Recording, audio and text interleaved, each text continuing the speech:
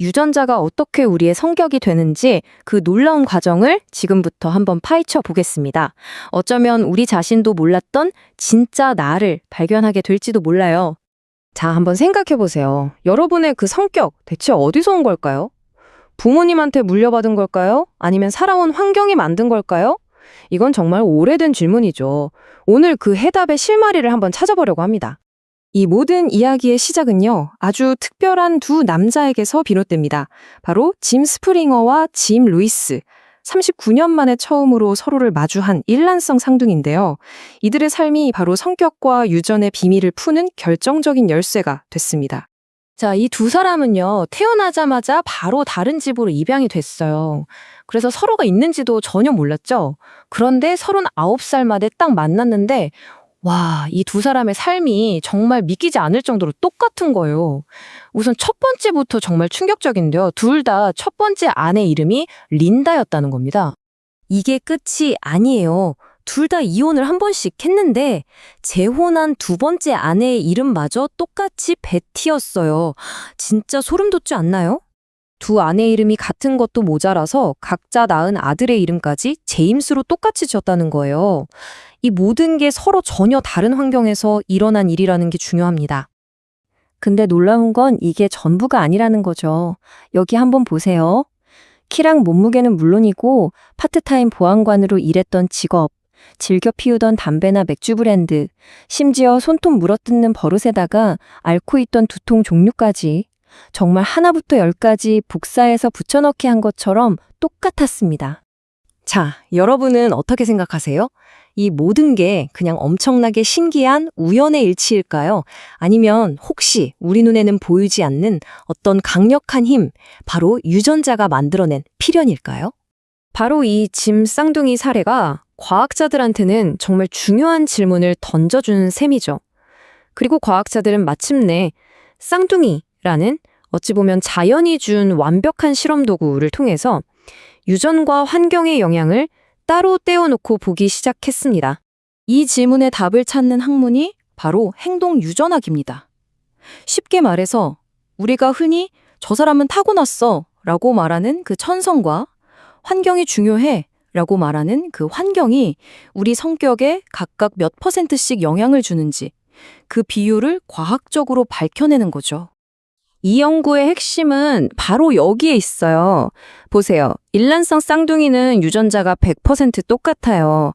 말 그대로 유전적으로는 복제인간인 셈이죠. 반면에 이란성 쌍둥이는 보통의 형제자매처럼 유전자를 약 50% 정도만 공유합니다. 바로 이 차이점이 모든 비밀을 푸는 열쇠가 됩니다. 자, 논리는 아주 간단해요. 만약에 똑같은 환경에서 자랐다고 가정했을 때 유전자가 100% 같은 일란성 쌍둥이가 50%만 같은 이란성 쌍둥이보다 성격이 훨씬 더 비슷하다면 그 차이를 만드는 원인은 딱 하나밖에 없겠죠. 바로 유전자입니다. 정말 간단하면서도 강력한 아이디어죠. 그렇다면 궁금하죠. 그래서 대체 얼마나, 몇 %나 물려받는 걸까요?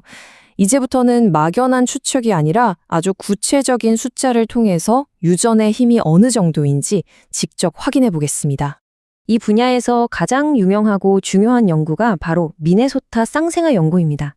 이 연구팀이 바로 짐 쌍둥이처럼 태어나자마자 서로 다른 환경에서 자란 쌍둥이들을 수십 년 동안 추적했어요.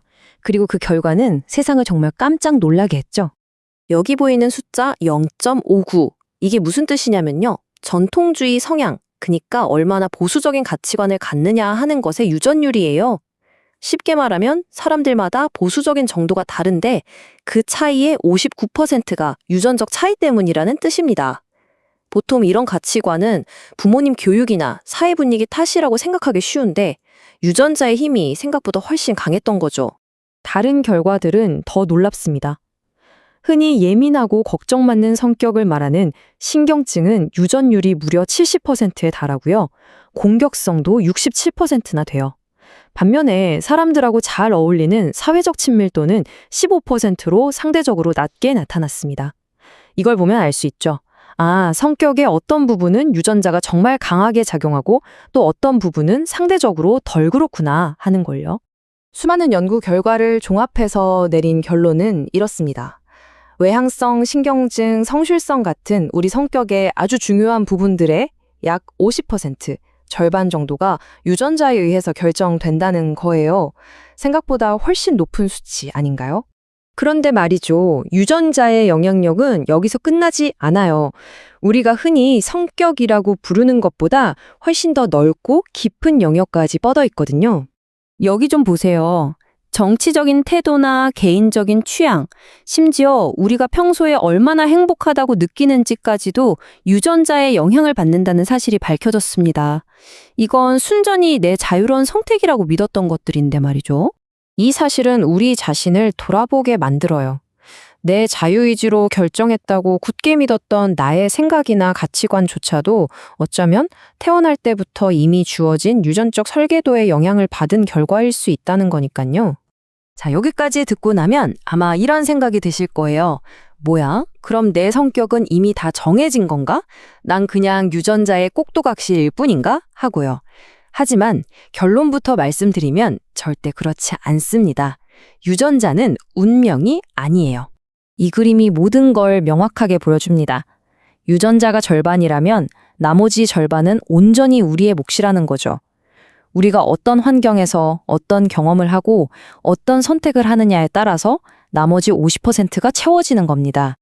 그러니까 제일 중요한 핵심은 이거예요.